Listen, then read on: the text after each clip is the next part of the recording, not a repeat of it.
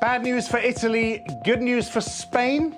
As Eurozone leaders from the periphery meet in Rome, the FT reports Madrid is busy working on a reform plan that could be unveiled next Thursday.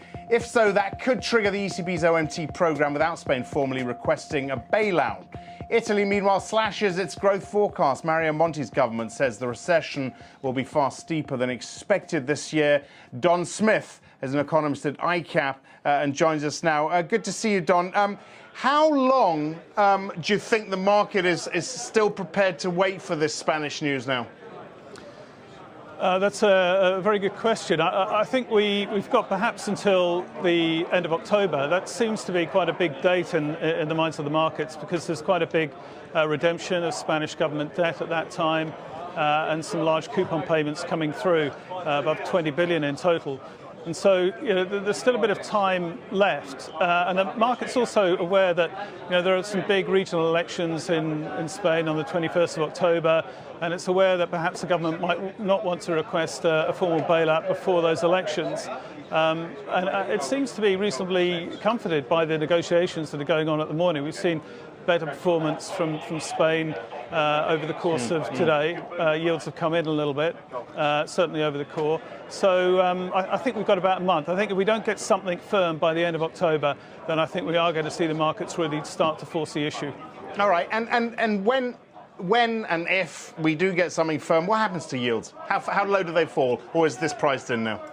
I don't think it is entirely priced in, actually.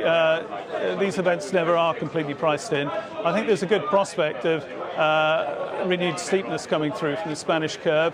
And what happens essentially is that you suddenly the ECB enters onto the arena and will, I think, really want to establish its credentials and the credentials of the OMT strategy in the market. Now, there's a big question mark about just what level of Spanish yields at short end it would be implicitly targeting.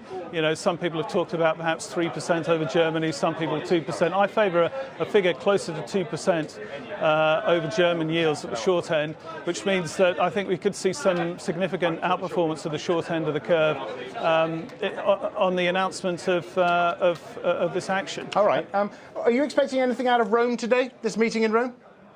No, you have to be aware of the audience here. I mean, both Rajoy and Monti are very much, talking down the possibility they may be forced into requesting a formal bailout. And I don't think the market really is looking too closely at the words there. I mean, they seem more concerned with the negotiations that are ongoing between Spain and the European Commission at the moment. And of course, Don, next week, I believe it's the end of next week, Friday, the French budget, and everyone's watching this 3% deficit target level. If they don't hit that, what happens in France? Well, we get all this pressure that we're feeling in these peripheral markets is being felt in the core as well. Obviously not nearly to the same extent, but we will start to see, I'm sure, some spread widening pressure increasing in the core and France moving wider against Germany if we don't see anything firm on that. I want to finish up, Don, if I could, with the UK. We saw Mervyn King speaking last night. He seemed to give the Treasury space on these debt targets. Was that a wise thing to do? I think it was. I mean, there's obviously a balance, fiscal austerity and bringing down deficits and debt levels is a good thing, but to the extent that it damages the underlying economy and damages tax revenue, the tax revenue outlook, it's obviously a bad thing. So there's a bit of a balance there, and the market hasn't reacted that negatively at all this morning to that news and this gathering expectation that the UK is going to very significantly overshoot the OBR projections for the fiscal deficit this year. So I think there is a little bit of room for slippage in the mind of the market for the UK and its fiscal deficit. So, I think it is coming. I think, the gilt market looks reasonably solid and reasonably well supported, if we do see further slippage in its fiscal deficit. All right, Don, many thanks for talking with us.